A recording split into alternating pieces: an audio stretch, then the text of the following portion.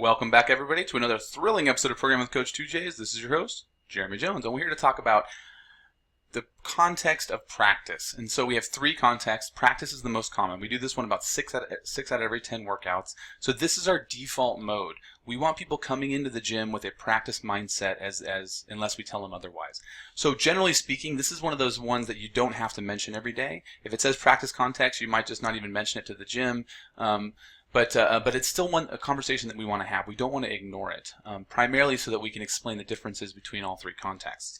So the practice context is we're coming in, we're always trying to work on doing not only doing things with better technique and better form, but we're also trying to improve our performances, and that we're always trying to work toward mastery. So, we're talking about maybe what the next progression is after they achieve where they're at, or what their homework is, or what things they could be doing to improve that movement or that skill, or to fix that mobility issue or whatever. These are the kind of things that people should be understanding on practice days.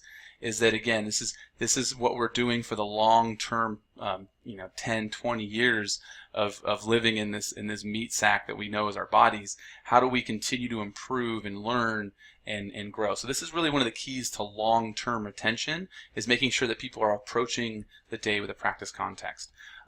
Now, that being said, we don't want people always in practice context. That's one misconception that I think a lot of people might make, is that well, then we should always be in practice context. And it's like, well, the problem is if we're always in practice context, people will get bored. The competition context and the mental toughness context are the spices we put into our meals to spice things up. And so if people are getting kind of bored with the programming, or they're kind of feel like it's monotonous, it might be that you're not taking advantage of promoting those other days. And so there's lots of different tools you can do on those other days, and I'll talk about those in the other videos. But again, the practice context is really our default mode. Now, some general tips for talking about the practice context. It's really easy. One of the easiest ones you can do is set a theme for the day. So, for example, you could say, all right, today's theme is where are our knees tracking? On our squats and on our wall balls, are we conscious of what our knees are doing, and kind of where, in the positioning of our squats? That's just the general theme today. And you can talk about why knee positioning is important. Only takes a couple minutes, but again, it educates people and gives them something to work on that day. And that's what we see here on this May 2nd day. If I go to another day, did I skip one? Yeah, here's another day.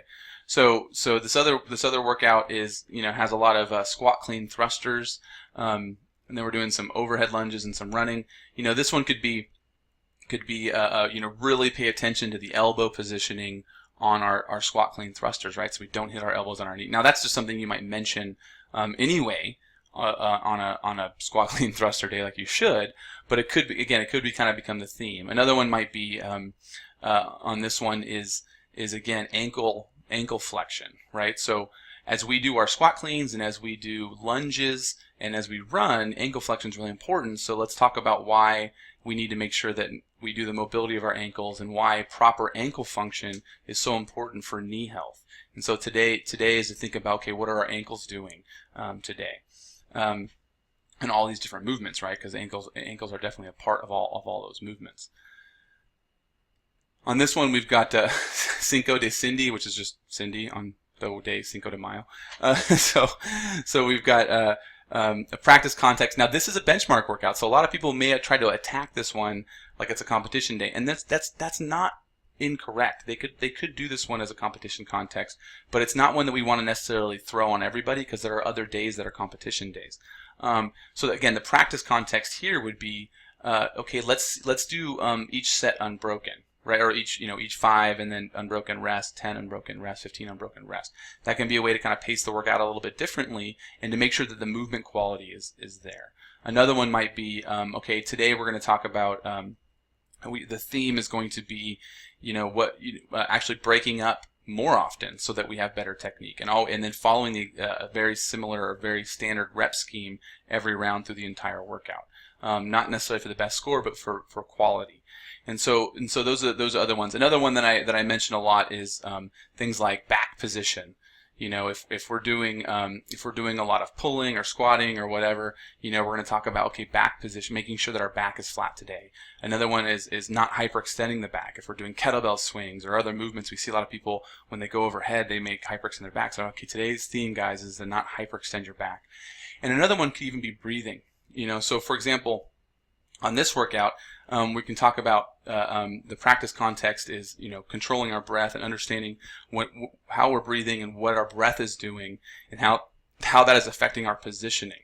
So that hopefully, guys, that gives you guys some examples of what the practice context is and how to explain it to people, and some ideas of things you can do to make the practice context a little bit more interesting, or a little bit more important to people, so they understand it's not just, okay, today's a regular day, but there actually is a reason for the practice context.